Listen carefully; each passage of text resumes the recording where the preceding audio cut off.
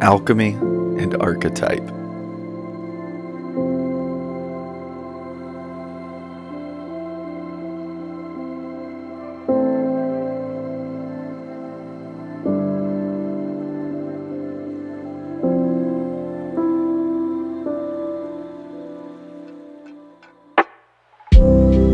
This life, this Maya, is just an illusion.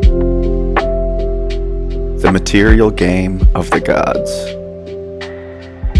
At times, we must learn to play the fool in order to catch the wise. This is one of the most common archetypes to appear initially along the path of individuation. There is fortune found within persistent folly. You see, a master has failed more times than the student has ever attempted. Take, for example, the simple fact that the Sultan of Swing, the Great Bambino, had more strikeouts than home runs. This is the paradoxical nature of the dualistic dimension we inhabit. I have already told you, life is a circus. In here, the clown becomes king.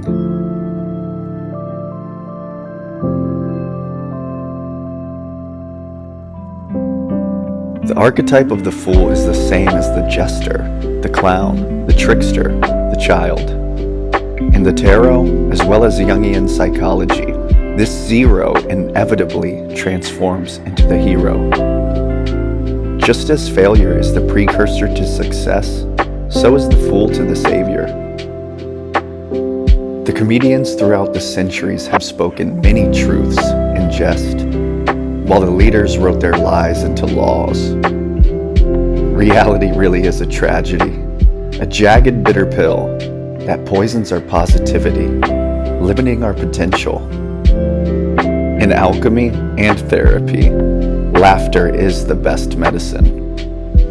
Comedy is the remedy, changing the narrative of our sad little stories.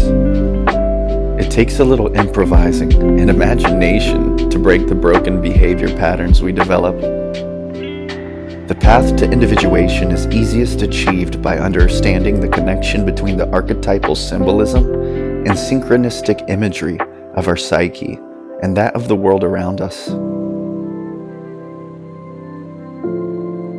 The first of which is usually the fool. In religion, Jesus was a sacred fool. From the command of his Father, this Son came to save the world, bringing spiritual change at the cost of crucifixion. Prophets and poets both speak in parables and paradox in play.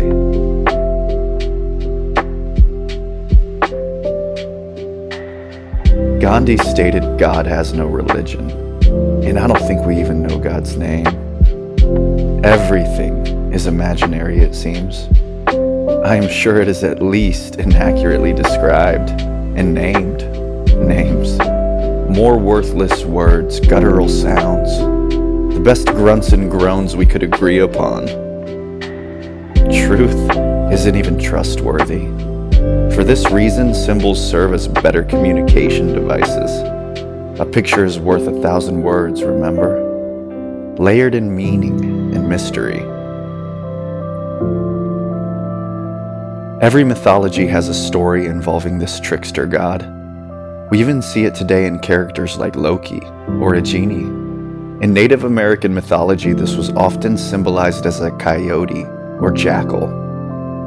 This devious deity is also found in the story of Prometheus, who stole for us fire, a gift that is both a blessing and a curse. This archetype is usually found alongside the king or ruler in myth. That is to say, the role of this fool is also to deflate the leader's ego by saying that which cannot be said seriously.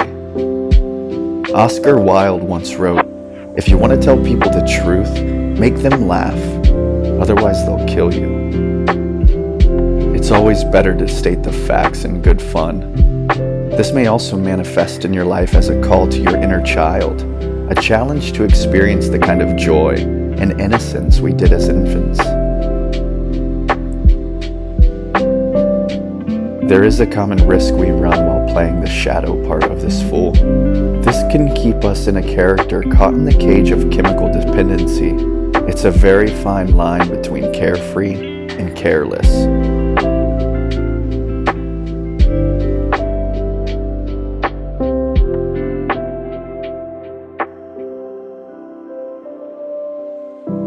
Trust me, this is a toxic tightrope, not one to try and balance your being on. However, when you notice the appearance of this fool's shadow, you can use it to initiate healing by heading the other way, following the path to individuation, and just like in tarot, turning over the next trump card, a new leaf, a new you. The same actor, onto the next role, the next archetype, hidden in humanity's mythology.